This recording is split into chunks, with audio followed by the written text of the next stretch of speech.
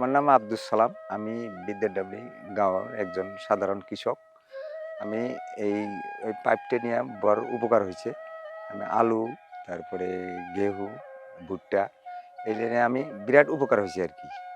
তা এইটা নিয়ে আমি আ কোম্পানির কাছে বা সরকারের কাছে খুব উপকৃত হইছি আরকি। এই যে নজেল পাইপটা নিয়ে আমার বিরাট উপকার হইছে আরকি। স্প্রিংকলার পাইপটা নিয়া আবাদের বিরাট উপকার হইছে আরকি। আগে যেটা জলটা অপচয় হইতো, এখন আমার হয় না। গাছের গোড়ায়, গোড়ায় এই জলটা পড়ে, ঘুরে, ঘুরে জলটা পড়ে। জলটা অপচয় কম হয়। যার জন্যে আমার এইটা নিয়ে আমার আবাদের বড় উন্নতি হইছে। এই স্প্রিংকলার পাইপটা নিয়া। সবজির চাষে আমি বিরাট উপকারী হইছি আরকি।